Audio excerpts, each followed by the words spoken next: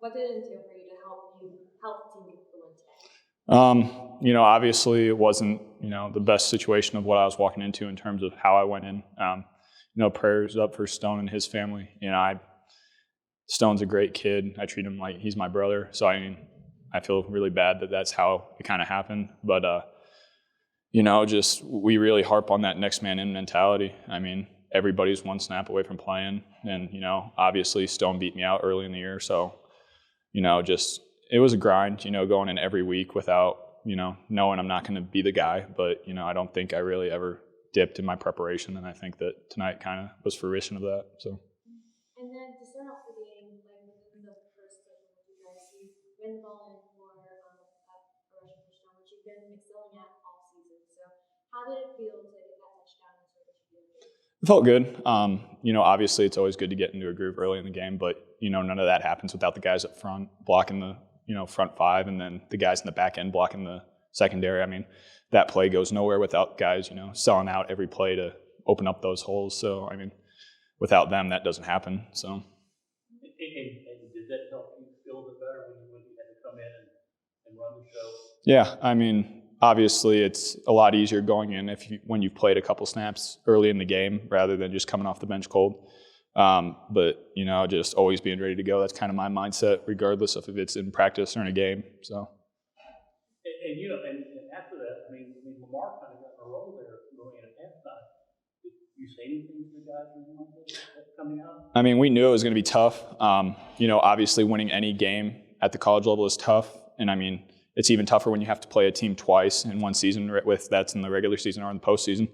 But, we knew they were going to throw some stuff at us, but we got into halftime. I think we were down by 3. And I just told the guys, I was like, hey, we got them right where we want them. We won't want to have it any other way. We get an opportunity to really show everybody what kind of team we're going to be.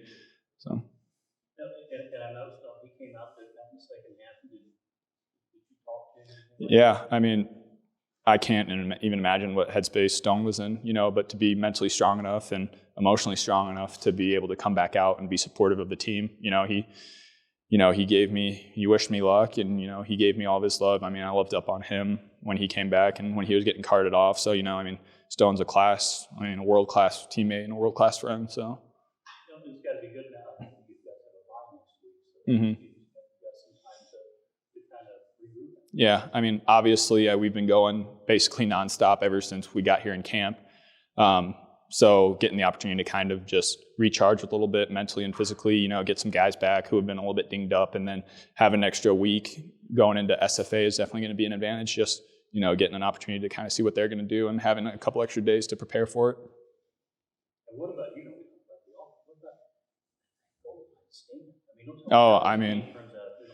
It's, I was told in my life that, each win or each loss comes down to 1 or 2 or 3 plays. And when you're in the game, you can't really tell, but once you get out of the game and you can kind of look back, you can kind of tell which couple plays, led to that win or led to that loss. And I think that, the defense bowing their necks on 4th and short against a very run-heavy triple option team.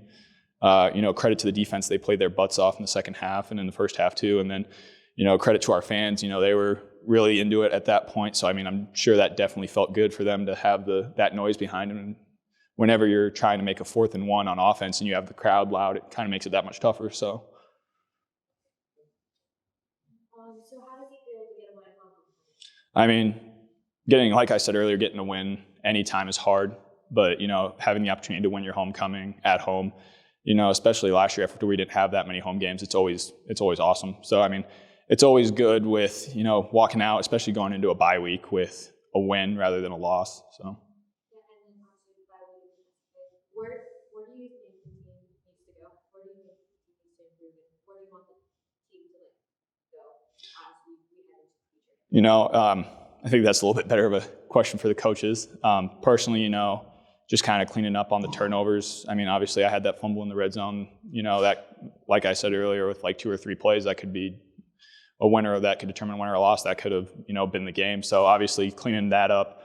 And then, I think just guys growing closer together. I think we got a really close-knit team, but, this was, I think, probably the first game of the year where, we had some adversity. We got punched in the mouth a little bit, but we came back and, we answered. So.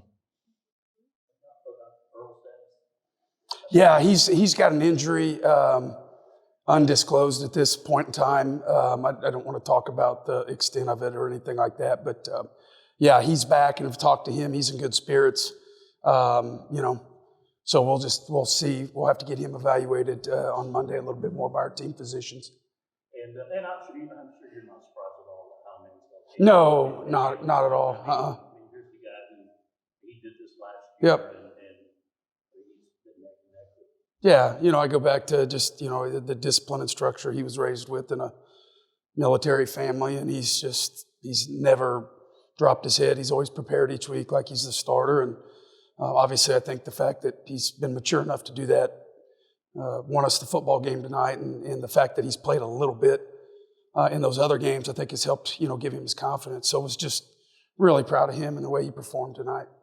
Did you say anything to him at halftime? I mean, Lamar had gotten a role that No. Yeah, here's the deal. So it's I'll be real honest with you. It's a coach's worst nightmare because you play a team twice. All the credit in the world to them. They came out and ran a totally different offense that they have not run all year. I mean, so you're over there scrambling, what's even better is you thought they probably would have maybe brought it out last week versus Sam coming off a bye week, but they didn't. They saved it for us. So we had to scramble defensively.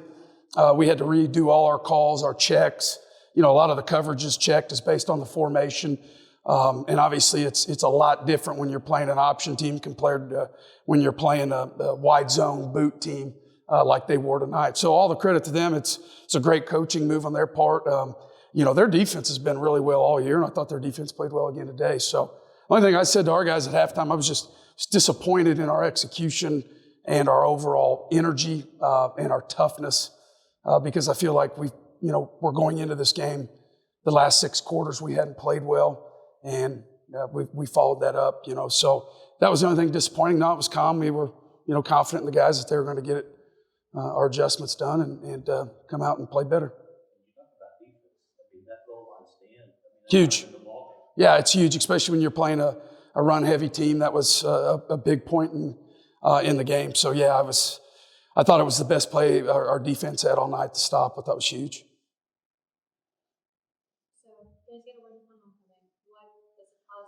It feels great. Winning homecoming is important. It's everybody has jobs today, and ours was to win the football game. And so, I've worked at a lot of different universities. There's just a bad vibe in the afternoon when you lose the homecoming game. So it's great, and I'm very excited for our fans and our community and our players.